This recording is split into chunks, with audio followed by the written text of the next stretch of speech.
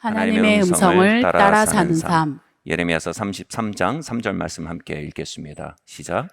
너는 내게 부르짖으라. 내가 내게 응답하겠고 내가 알지 못하는 크고 은밀한 일을 내게 보이리라. 네. 아멘. 여러분, 우리의 삶에 가장 빈번히 일어나는 가장 비극적인 학대는요, 하나님이 우리 지으신 목적과 상관없이 살아가는 것입니다. 그래서 우리 스스로에 대한 학대입니다. 우리의 주어진 시간들에 대한 오남용입니다. 한 농부가 독수리알을 주워다가 닭장 속에 넣어서 부화시킵니다. 독수리는 태어나서 마당에서 컸어요.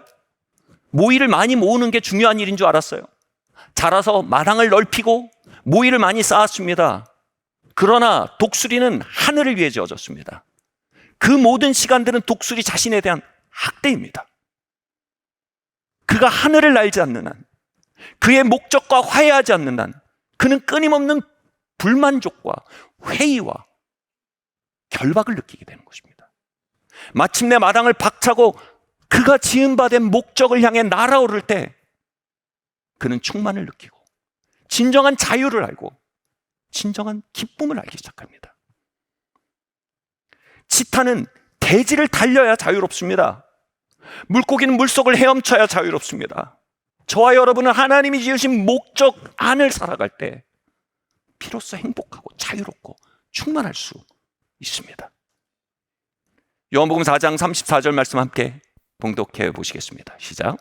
예수께서 이르시되 나의 양식은 나를 보내신 이의 뜻을 행하며 그의 일을 온전히 이루는 이것이니라. 나의 양식은 하나님의 일을 이루는 것이다. 이 말이요, 굉장히 절묘한 표현입니다. 여러분, 양식은 원래 에너지원이죠. 일은 원래 에너지를 쓰는 것이죠. 근데 예수님이 이 두 가지를 연결시켜 뭐라고 합니까? 나의 에너지원은 하나님의 일을 하는 것이다. 내가 하나님의 목적을 이루어갈 때 나는 에너지를 얻는다.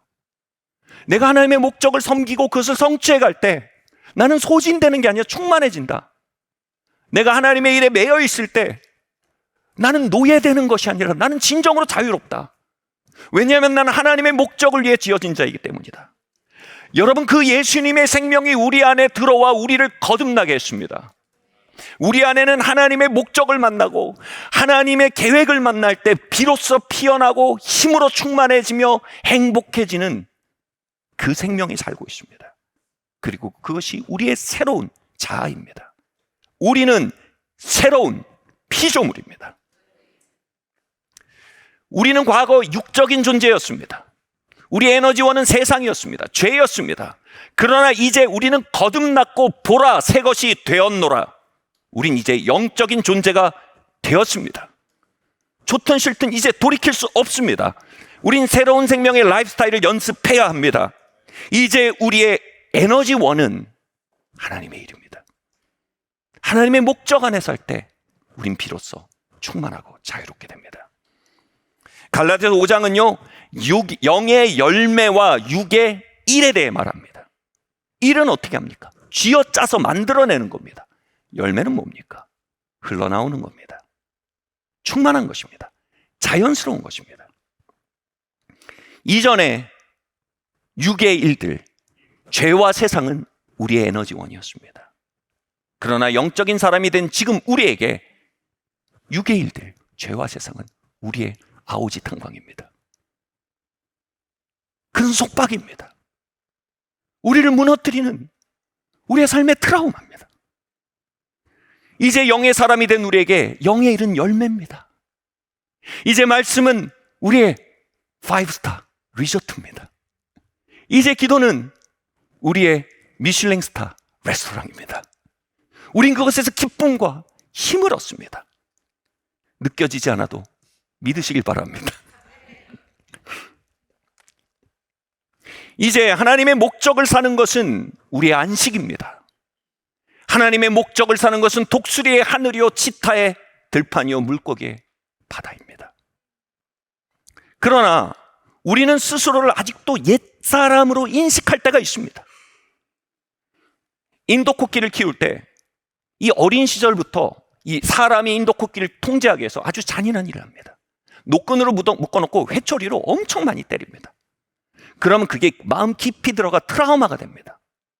그럼 어린 시절 그렇게 노끈과 회초리에 대한 트라우마를 가진 코끼리는요, 어른이 돼서 성체가 돼서 그 어마어마한 힘을 가진 생명력을 가진 존재로 자라났음에도 불구하고요, 주인이 회초리를 휘둘면 얼어붙습니다.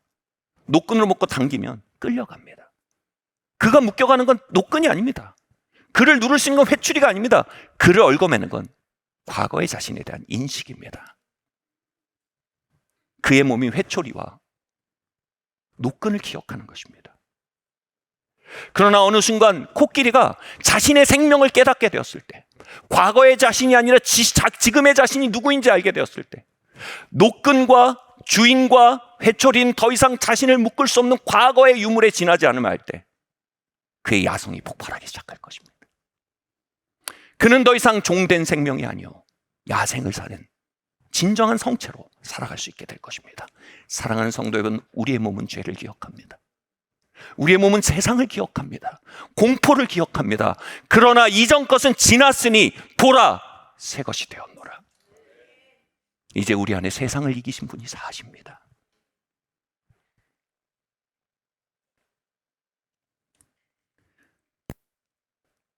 이제 하나님의 일을 양식으로 하는 생명으로 우린 일어난 자들입니다. 그 생명은 우리 안에서 지금 배고파하고 있습니다. 나를 향한 하나님의 뜻이 무엇입니까? 하나님의 목적이 무엇입니까? 내가 마당이나 넓히고 모이나 더 주워 담는 스스로 누구인지 모르는 독수리처럼 묶여있지 않기 원합니다. 내가 그 목적을 알고 싶습니다. 하나님의 계획 안에 날아오르고 싶습니다라는 갈망으로 그 생명은 우리 안에 말 걸고 있습니다. 지금 이 시간 저는 이 자리에서 그 생명을 통해 여러분 안에 있는 생명에게 말 걸고 있습니다. 여러분 안에 있는 생명은 이 메시지에 갈망으로 응답하고 있습니다. 그 생명을 방해하는 옛사람의 허망함에 대해서 우린 분노하며 이렇게 말해야 합니다. 내 영혼아, 그만 헛되거라. 같이 말할까요? 내 영혼아, 그만 헛되거라. 저는 압니다. 여러분의 생명은 하늘을 향해 깨어난 독수리 같기를 열망하고 있습니다.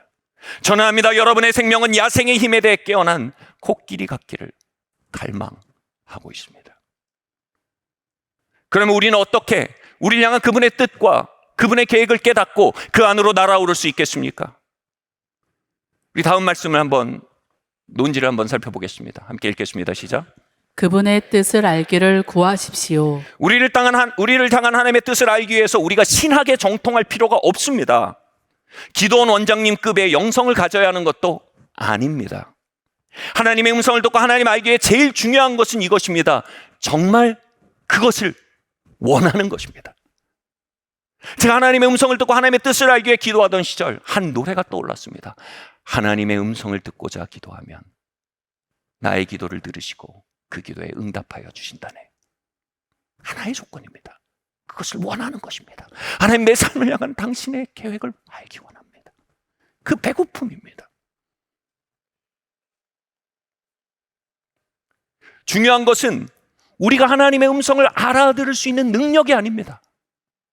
그것이 중요해질 때 사단은 우리에게 참수할 수 있습니다. 너는 어려. 너는 평신도야. 너는 죄성이 많아. 그럼 너가 어떻게 하나님의 계획과 인도하심 알려고 그래? 나중에 와. 좀 더 커서 나중에 와. 그러나 여러분, 하나님의 음성을 듣고 하나님의 뜻을 아는데 중요한 건 전혀 우리의 능력이 아닙니다. 우리의 성숙이 아닙니다. 중요한 건 우리에게 알아듣게 말씀해 주실 수 있는 그분의 소통 능력입니다. 헬렌 켈러는 눈이 멀고 귀가 먼 아이로 자랐습니다. 그는 어떤 것도 알아들을 수 없었습니다. 그에게 설리반 선생님이 왔습니다. 그의 손을 잡아서 물을 만지게 합니다. 그리고 손에다가 워터라고 써줍니다. 그렇게 헬렌 켈러는 처음 외부 세계의 음성을 듣습니다. 그리고 그는 소통을 할 수 있는 자뿐 아니라 한 시대를 이끄는 리더의 능력을 가진 사람으로 자라납니다. 성령 하나님은 설리반 선생님보다 훨씬 더 인내가 많고 훨씬 더 자비가 많고 훨씬 더 지혜가 있는 분이십니다. 우리가 할 일은 듣기를 원하는 것입니다. 알기를 갈망하는 것입니다. 저는 대학교 시절 성공적인 삶을 너무나 살고 싶었습니다. 그래서 제 멀리 또 가까이 있던 모든 사람 중에 그리스도 안에 성공한 사람들, 세상이 아니고요, 그리스도 안에 성공한 사람들의 삶을 조사하고 연구했습니다. 한 가지의 공통점을 알게 됐습니다. 수년간의 연구의 결과를 여러분 말씀드리겠습니다. 한 가지 공통점입니다. 그들은 자신의 삶을 향한 하나님의 목적을 알기를 원했습니다. 나를 왜 지으셨습니까? 난 무엇을 위해 여생을 살아야 합니까? 나는 나를 어뷰스하며 살지 않기 원합니다. 한 목적적으로 살기 원합니다. 내 20대가 오남용되지 않기 원합니다. 당신의 목적을 향해 쌓아 올려지는 하나의 벽돌이길 원합니다. 그들 모두는 갈망했습니다. 하나님 그 갈망을 지금 우리 안에 깨우고 계십니다. 그러면요, 그분들이 장로교인이면 말씀을 통해 깨닫게 하시고, 그분들이 오순절이나 은사주의면 성령의 은사들을 통해 깨닫게 하셨습니다. 방법의 문제가 아닙니다. 깊은 웅덩이에 물이 고이듯 깊은 목마름에 성령 하나님은 비추시고 인도해 주십니다. 우리는 헬렌 켈러입니다. 우리가 할 수 있는 건 간구하는 것입니다. 너는 내게 부르짖어라. 내가 너에게 크고 비밀한 것들을, 그 계획들을 알려주겠다. 아멘.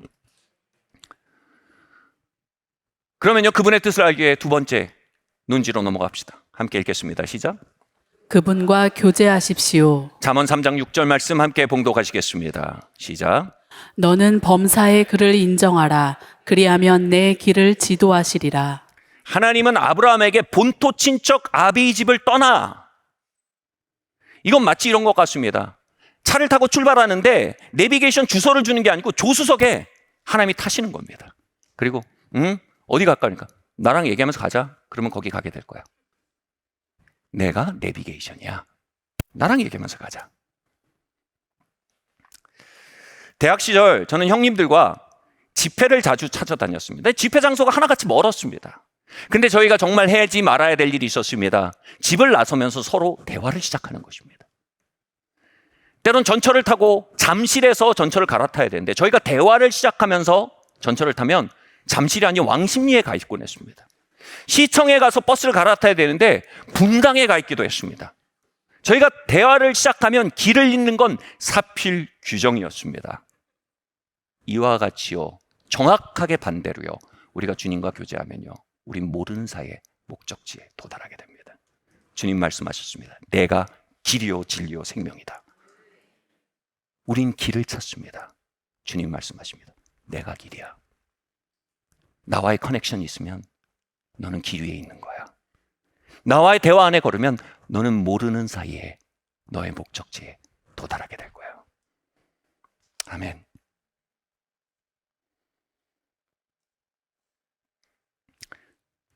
어떻게 그분과의 대화가 우리의 삶에 시작될 수 있을까요?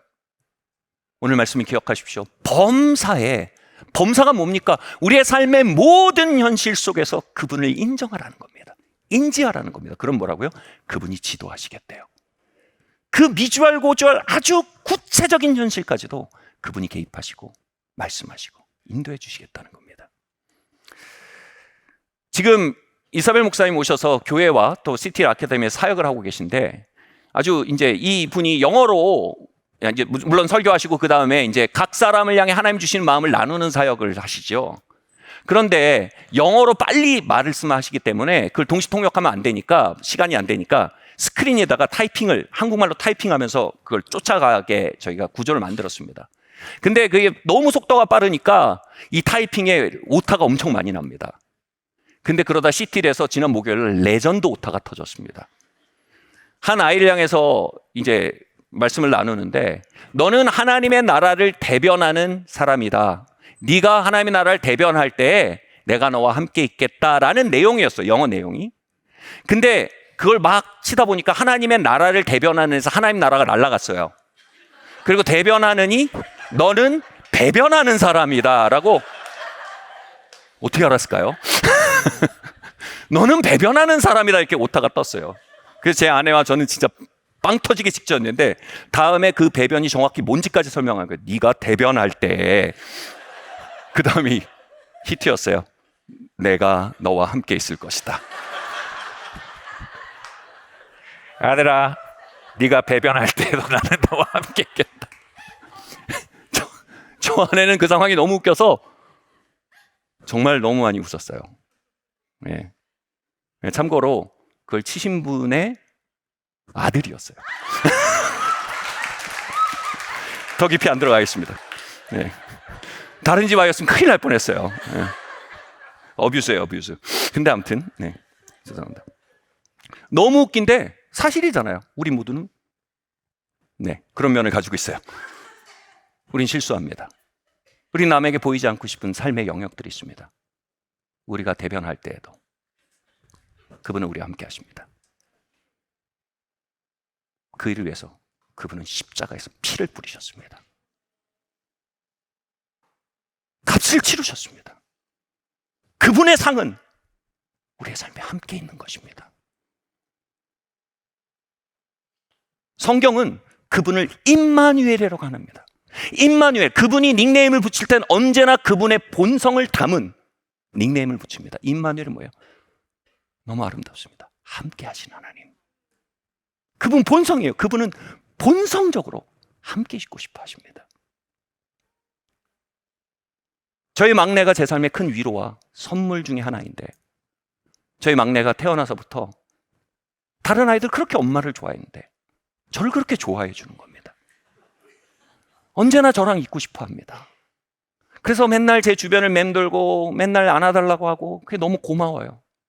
근데 제가 설교를 준비할 때 제가 그걸 다 못 받아줍니다. 문을 닫고 설교를 이렇게 준비하고 있으면 애가 문을 조금 할 때 문을 이렇게 열고 들어와서 주변을 맴돕니다. 뒤에서 사자가 먹이를 노리듯이요. 맴돕니다. 그래도 반응 안 하면 마침내 책상 밑으로 기어 들어옵니다. 그리고 설교를 준비하고는 제 종아리에 코알라처럼 이렇게 다리와 팔을 감고 만족할 때까지 이렇게 안고 있습니다. 그 작은 생명체가 나를 너무 좋아하는 거 알겠어요. 그 생명체가 너무 나랑 같이 있고 싶어 하는 거예요. 그러면 이렇게 설교를 준비하다가도요, 세상 그렇게 좋을 수가 없어요. 손을 내려서 이렇게 쓰다듬습니다. 그 다리에서 충만히 흘러옵니다. 우리는 하나님의 형상으로 지어졌습니다. 그 함께 있고 싶은 마음의 원류는 하나님이십니다. 그 아이의 마음속에 있는 함께 있고 싶은 마음이 한 잔의 물이라면 태평양 같은 함께 있고 싶은 마음, 그 마음은 하나님 안에 있습니다. 복음은 이것입니다. 하나님 우리를 좋아하십니다. 하나님 우리와 함께 있고 싶어 하십니다. 그 일을 위해 핏값을 치르셨습니다. 그분은 우리의 삶의 격혈을 끌어안고 계십니다. 문제는 이겁니다. 우리가 범사에 그분을 인정하는 것입니다. 우리가 그분을 인정할 때 그분은 안고만 계시지 않습니다. 지도하기 시작하십니다. 말씀하기 시작하십니다. 그분을 인정하는 가장 중요한 형태는요, 그분께 우리의 처지와 형편을 말씀드리는 거예요. 아니, 하나님이 우리를 다 아시는데 왜 말씀드려야 될까요? 우리 상황 다 아시는데요. 근데 여러분 그거 기억하셔야 됩니다. 우리가 말하지 않으면요, 그 상황 속의 대상을 영접하지 않습니다. 아내는 제가 오늘 어떻게 지내는지 압니다. 그러나 제가 그때 말할 때 비로소 아내의 인격이 그 안으로 들어와 함께 할 수 있습니다. 하나님은 우리의 모든 것을 아시지만 우린 그분께 모든 것에 대해 문을 열어드려야 합니다. 미주알, 고주알 모든 일에 대해 그분께 문을 열어드리는 것, 범사의 그분을 인정해 드리는 일입니다. 그럴 때 그분은 말씀하실 수 있게 됩니다. 다윗의 시편은요, 그것에 대해 아주 훌륭한 예입니다. 시편을 거의 100편 안팎으로 다윗이 썼잖아요. 그 시편의 내용을 보면 정말 말 그대로 미주알 고주알입니다. 외로움에 대해 하나님께 말합니다. 배신감에 대해 하나님께 말합니다. 두려움에 대해 하나님께 말합니다. 집착에 대해 하나님께 말합니다. 혼동에 대해 하나님께 말합니다. 복수심에 대해 하나님께 말합니다. 그것을 개방하는 겁니다. 그러면 그 톤이 어떻게 바뀝니까? 하나님의 음성으로 바뀝니다. 그리고 마침내 찬양과 평화와 신뢰로 시편이 끝납니다. 그러나 다윗이 절대로 하나님께 말하지 않은 것이 한 가지 있습니다. 다윗의 남녀 문제였습니다. 이것은 다윗의 삶의 큰 스토리였습니다. 그의 첫사랑 미가를 그는 도망자가 되어 빼앗겼습니다. 결혼했음에도요, 빼앗겨 다른 남자의 아내가 되어버렸어요. 얼마나 가슴이 아팠을까요? 그가 왕이 되자 처음 한 일이 뭡니까? 궁전을 짓는 일도 아니었습니다. 처음 한 일은 내 첫사랑 미갈을 다시 나에게 데려와라. 미갈이 돌아왔지만 미갈은 이미 다윗에 대해 마음이 식어 있었습니다. 그는 비판했고 냉소적이었습니다. 다윗은 미갈을 힘으로 얻었으나 그의 마음을 얻지 못해 평생 그를 멀리합니다. 놀라운 것은 그 이야기가 시편에 한 구절도 안 나옵니다. 그의 남녀 문제 위에 함께 하신 하나님을 인정하지 않은 것입니다. 하나님 그 일에 말씀하실 수 없었습니다. 그 일을 지도하실 수 없었습니다. 그 일에 개입하실 수 없었습니다. 다윗이 무엇으로 무너졌습니까? 남녀 문제로 무너졌습니다. 밧세바를 범하고 모든 것이 무너진 후에 그는 그때서야 말합니다. 하나님, 내가 남녀 문제에 있어서 뒤틀린 히스토리가 있습니다. 어쩌면 그 뒤틀린 욕망은 어머니 모태로부터 흘러온 것 같습니다. 그 고백이 시편 51편에 나옵니다. 많은 값을 치르고서야 비로소 개방합니다. 사랑하는 성도 여러분, 하나님 말씀하실 수 있게 하는 비밀은 그분께 말씀드리는 것입니다. 기억하십시오. 그분은 여러분 삶 격혀에 함께 하십니다. 한 아이의 간증이 너무나 흥미로웠습니다. 이 아이가 수학을 풀다가, 여러분 아이들은 임마누엘의 하나님을 믿으면요 곧이곧대로 믿습니다. 수학을 풀다가 어떻게 했냐면, 하나님 이 수학이 너무 어려워요. 어떻게 풀어야 될지 모르겠어요 라고 말합니다. 이게 뭐예요? 인정한 겁니다. 근데 갑자기 이런 생각이 옵니다. 이렇게 풀어보면 어때? 라는 생각이 옵니다. 그리고 푸는데 풀려나가는 겁니다. 그분은 모든 것 속에 임재하십니다. 여러분 소망에 대해 개방하십시오. 절망에 대해 말씀드리십시오. 스트레스에 대해 말씀드리십시오. 좌절에 대해 말씀드리십시오. 욕망에 대해 말씀드리십시오. 뒤틀린 이야기들에 대해 말씀드리십시오. 버킷리스트를 말씀드리십시오. 복수심을 들끓게 하는 사람들에 대해 말씀드리십시오. 삶의 장애물에 대해 말씀해 주십시오. 범사의 그분을 인정하십시오. 그럼 범사의 그분은 우리를 지도하십니다. 이것은 종교 행위가 아닙니다. 항상 기도하라. 어떻게 이렇게 삽니까? 그것이 종교라면 우린 못합니다. 그러나 항상 기도하라가 범사에 우리가 그분을 인정하는 일이라면 이건 우리에게 과제가 아닌 특권입니다. 아침부터 저녁까지 여러분 기도의 영이 여러분 삶에 머물기를 축원합니다. 그리하면 모르는 사이에 하나님의 인도하심이 삶의 도처에 이슬의 옷섬 젖듯 젖어 들어오며, 아 하나님이 나의 삶에 이런 목적을 가지고 계시구나. 하나님, 아 우리 부부관계에 이런 목적을 가지고 계시구나. 하나님, 우리 아이들에게 이런 뜻을 가지고 계시구나. 깨달아지기 시작합니다. 마지막 논지입니다. 함께 읽겠습니다. 시작. 전투적으로 그분의 뜻을 주장하십시오. 야고보서 3장 6절 말씀 함께 읽겠습니다. 시작. 또 배를 보라. 그렇게 크고 광풍에 밀려가는 것들을 지극히 작은 키로써 사공의 뜻대로 운행하나니 이와 같이 혀도 작은 지체로 돼 큰 것을 자랑하도다. 보라, 얼마나 작은 불이 얼마나 많은 나무를 태우는가.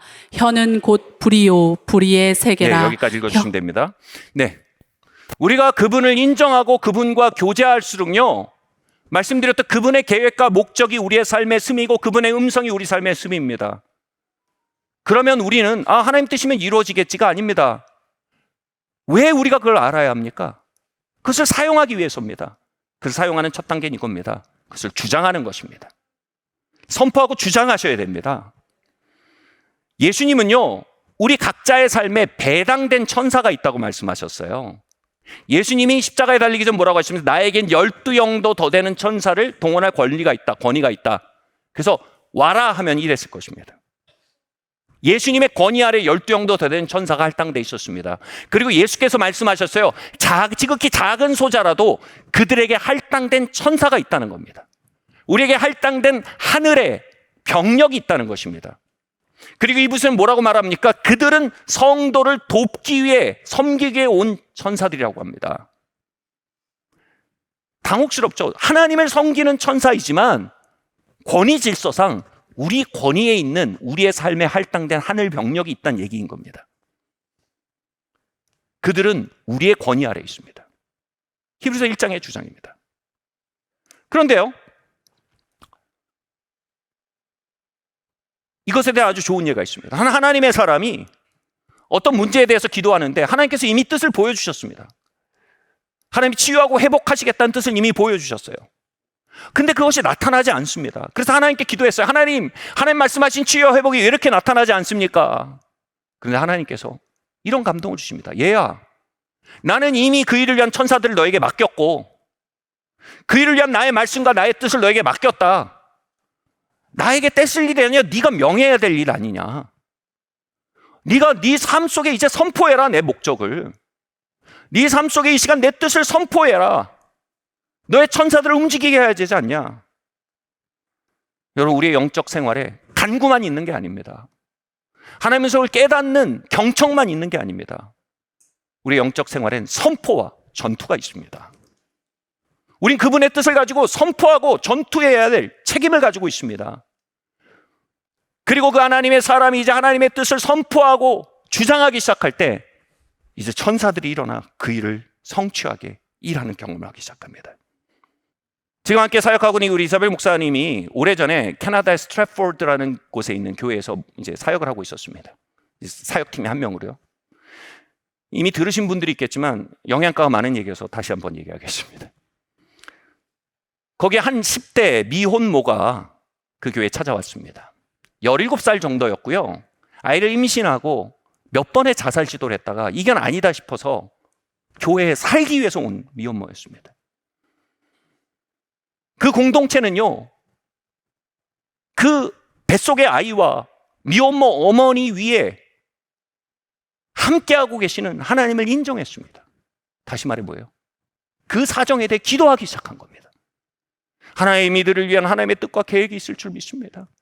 하나님 이들을 돌봐주셔야 하는데 하나님 이들을 향한 하나님 천사들을 풀어놔 주시고 하나님의 계획과 목적을 좀 알려주십시오. 하나님의 뜻이 점점 그들의 공동체에 스며들었습니다.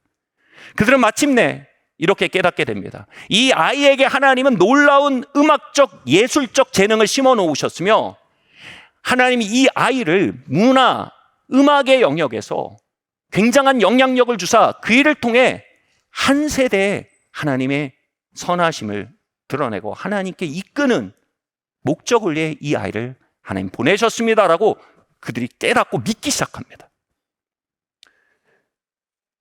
이제 17살짜리 미혼모의 아들로 태어난 그 아이의 삶에 눈을 보며 말해줍니다. 얘야, 넌 하나님의 목적을 가지고 있어. 얘야, 하나님께서 너를 들어서 이 세대를 주님께로 인도하시기 위해 하나님 이 땅에 보내셨어. 너는 우연의 산물이 아니야. 너는 실수의 산물이 아니야. 너는 하나님의 목적이 이 땅에 존재하게 한 하나님의 예언적 산물이야. 말해주기 시작합니다. 온 교회가 그것을 믿습니다. 함께 그 모녀를 향해 선포합니다.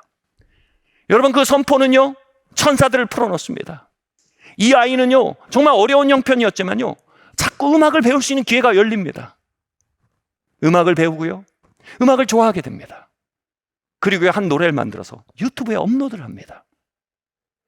그런데 이 유튜브에 업로드된 노래를 미국 최고의 프로듀서가 우연히 듣고 무엇인가 홀린 듯이 빠져듭니다.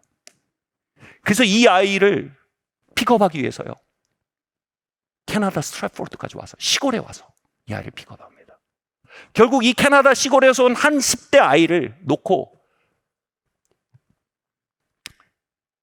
갑자기 이름이 생각이 안 나서, 어셔하고 저스틴 팀버레이크, 그런 분들이 있습니다. 두 사람이요, 내가 데려갔다고 경쟁을 하는 일이 벌어집니다. 전례 없는 일이었습니다. 결국 이 아이가 앨범을 판매하게 되는데 전 세계에 전례 없는 파급을 가져옵니다. 이 아이의 이름이 저스틴 비버입니다. 21세기 최고의 문화적 아이콘입니다. 이 저스틴 비버가요, 정말 빌보드 차트 전 세계를 다 석권하고 문화적 아이콘이 됐을 때 이 아이는 세상 성공을 감당하지 못하고 방황하고 무너집니다. 그때도요, 이 공동체는 말합니다. 저스틴, 너는 하나님의 목적의 산물이야. 저스틴, 너는 이 세대를 하나님께로 돌이키게 택함 받은 하나님의 그릇이야. 천사들이 일합니다. 저스틴 비버는요, 극적으로 회심합니다. 경건한 가정을 만나 결혼하고요, 영육 간의 안정을 얻게 됩니다. 그리고 최근 몇 년간 그의 가사는요, 굉장히 선명한 그의 신앙 고백을 담고 있습니다. 놀라운 것은요, 그의 고백들에 여전히 이 세대가 열광하고 있다는 것입니다.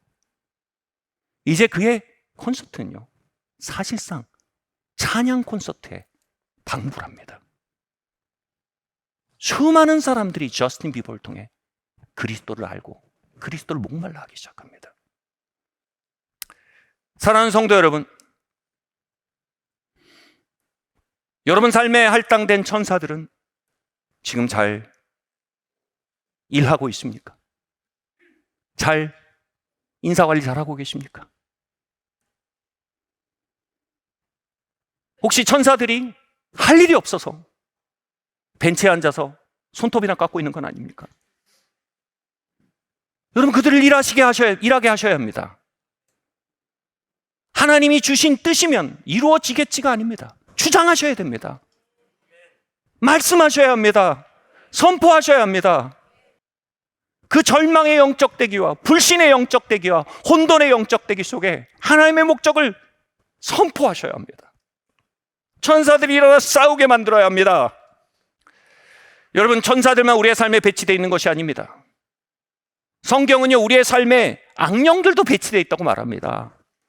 C.S. 루이스의 스크류테이프 편지라는 역작이 있죠. 그걸 아주 잘 보여줍니다. 그게 우화가 아닙니다. 현실입니다. 악한 영도요, 우리의 삶을 빼앗고 도적질하고 죽이기 위해 우리의 삶에서 권모술수를 사용하고 있습니다. 그 현존이 무엇입니까? 우리에게 잠복한 피해의식과 불신과 회의감과 세상사랑과 실패와 연약함의 질병의 기운들입니다. 내적 치유를 하시는 분들이요, 이런 표현을 해요. familiar spirit이라는 표현이 있습니다. 이게 뭐냐면요, 우리 각자가 가지고 있는 영적인 적들이 너무 오랫동안 우리의 삶에 잠복하고 있어서 familiar, 이제 친숙해져서 이게 그게 적으로 느껴지지 않는 정도가 된 거예요. 예를 들어 보겠습니다. 어떤 사람의 언어에는 냉소가, 회의가 너무 고착돼 있어서 이게 그냥 그 사람 습관으로 보입니다. 그 사람 성품으로 보입니다. 그러나 여러분, 야고보서 말합니다. 우리의 혀는 불의 세계라고 합니다. 불은요, 영적인 존재들을 말하는 표현입니다. 우리의 혀는요, 천사들과 연결되어 있고 우리의 혀는 악한 영들과 연결되어 있습니다.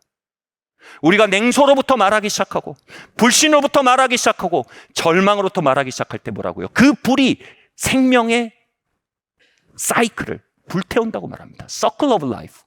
우리의 삶에 수많은 생명의 선순환들이 도전받게 됩니다.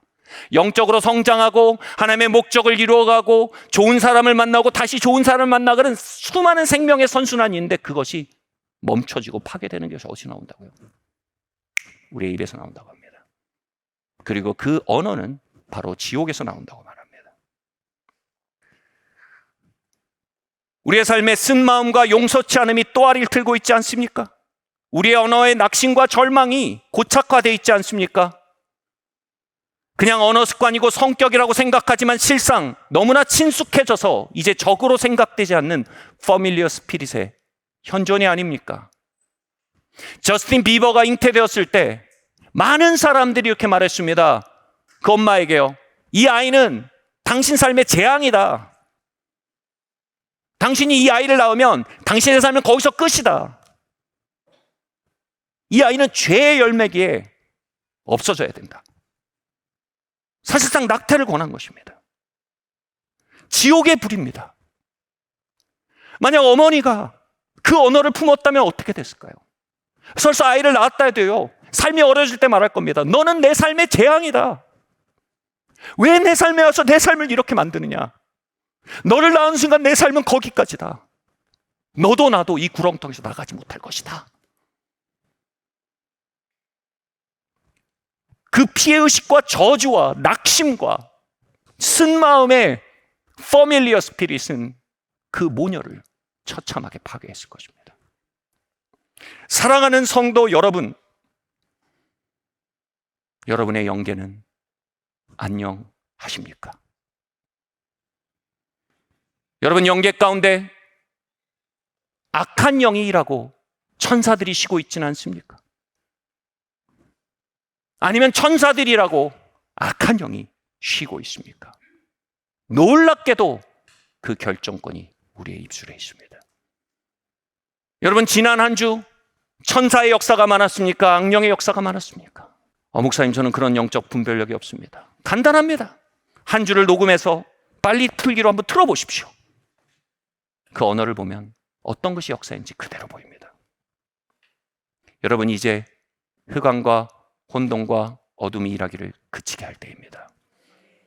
우리는 파괴를 충분히 보았습니다. 우린 역기능을 충분히 보았습니다. 우린 마귀가 뭘 할 수 있는지 충분히 보았습니다. 이제 하나님이 뭘 하실지 보아야 할 때입니다. 이제 하나님의 회복이 어디까지인지 봐야 합니다. 내가 메뚜기가 너에게 먹은 횟수대로 세어서 그 날들 너에게 갚아주려 하신 약속이 무엇을 이룰 수 있는지 봐야 합니다. 하나님의 약속과 하나님의 말씀들이 찬장에 먼지가 쌓여 놓여 있다면 이제 그것을 꺼내서 선한 싸움을 싸워야 합니다. 말씀을 마쳐야 될 것 같습니다. 창세기 1장 2절 3절은 창세기에 대해서, 창세 때에 대해 아주 독특한 관점을 제시합니다. 땅이 혼돈하고 공허하며 흑암이 깊음 위에 있고 하나님의 영이 뭐라고요? 수면 위에 운행하시니라. 여기 수면 위에 운행하단 말이 두 가지 뜻입니다. 하버링이라는 뜻인데요. 하버링 첫 번째는 뭐냐면 저희 딸이 제 다리 끌어안 뜻, 포옹하고 있다는 뜻입니다. 두 번째 뜻은 뭐냐면요, 능동적으로 일하지 않고 무언가 기다리고 있는 상태입니다. 하나님의 영은 우리의 흑암과 공허와 혼돈을 끌어안고 계십니다. 그 속에도 그분은 함께 하십니다. 그런데 그분은 무언가 아직 하지 않고 기다리고 계십니다. 그 다음에 말합니다. 하나님이 이르시되 빛이 있으라 하시니 빛이 있었더라. 그 순간 하버링 하시던 성령님이 일어나십니다. 그 혼돈과 흑암과 공허를 찰흙처럼 사용하셔서 하나님의 창조를 지어 올리는 매체로 사용하십니다. 저스틴 비버의 어머니는 흑암과 공허와 혼돈의 시간을 맞았습니다. 17살 원치 않던 임신을 했습니다. 모두가 이 어둠을 끝내기 위해 도망치라고 말했습니다. 그러나 그녀와 그녀의 공동체는 그 위에 하버링 하시는 성령님을 인정했습니다. 그리고 하나님의 말씀을 구했습니다. 그리고 그 위에 말했습니다. 어둠 같고 혼돈 같은 이 시간, 이 속에도 하나님의 목적은 있다. 하나님 최악의 것을 받고 최선의 것으로 일으켜내시는 선하신 역전의 하나님이시다. 나는 마귀가 무엇라고 말하는 것을 이제 듣지 않겠다. 나는 피해의식과 불신과 낙심과 쓴마음의 familiar spirit 거부한다. 이제 빛이 있을지어다. 사랑하는 성도 여러분, 여러분 삶의 혼돈은 무엇입니까? 공허는 무엇입니까? 하나님의 걸작을 지어내는 진흙으로, 찰흙으로 그분께 올려드릴 때입니다. 하나님의 신은 그 위에 운행하십니다. 이제 하나님의 목적을 구할 때입니다. 하나님의 선하심을 믿습니다. 하나님이 이 시간을 통해 위대한 결말을 빚어가실 것입니다. 모든 것이 협력하여 선을 이룰 것입니다. 우리의 최악을 통해 그분의 최선을 나타내시는 역전의 하나님, 이 철학을 사용하셔서 최고의 도자기를 빚으실 것입니다. 그래서 이 시간 우리가 함께 고백하길 바랍니다. 마지막으로 고백을 하고 말씀 마치겠습니다. 눈으로 한번 10초 정도만 따라가 보세요. 그리고 함께 고백할 겁니다. 같이 말해볼까요? 시작. 절망의 말을 회개합니다. 저주의 말을 회개합니다. 하늘의 언어를 내게 부어주세요. 나는 새 피조물입니다. 하나님의 뜻과 목적을 위해 창조된 하나님의 백성입니다. 그분의 피로 말미암아 그분은 나와 함께 하십니다. 내가 그분을 범사에 인정할 때 그분은 나를 인도하십니다. 그래서 나에겐 소망이 있습니다. 미래가 있습니다. 나는 그분의 공급 가운데 살아갈 것이며 넘쳐서 나누어주는 삶을 살 것입니다. 나는 그리스도의 형상을 닮아갈 것이며 그분의 영광을 드러내는 삶을 살 것입니다. 나의 가문을 향해 예언합니다. 나의 자녀들은 나의 천정을 바닥 삼아 일어날 것입니다. 그들은 주님을 섬기며 주님의 복락 가운데 살 것입니다. 그분의 뜻을 이 땅에 완수하실 것입니다. 이 땅을 향해 예언합니다. 이 땅은 하나님의 영광으로 가득해질 것이며 열방에 하나님의 영광을 드러내는 나라로 사용될 것입니다. 이 교회를 향해 예언합니다. 이 교회는 그 목적을 위해 세워졌습니다. 우리는 그 일을 위해 영혼들과 다음 세대를 일으켜 갈 것입니다. 우리는 세상의 빛입니다. 우리는 산 위의 마을입니다. 우리는 산이 마을이 숨기지 못할 것을 압니다. 그 빛이 더 멀리 더 밝게 비출 것입니다. 그 빛이 열방에 비추어지게 하소서.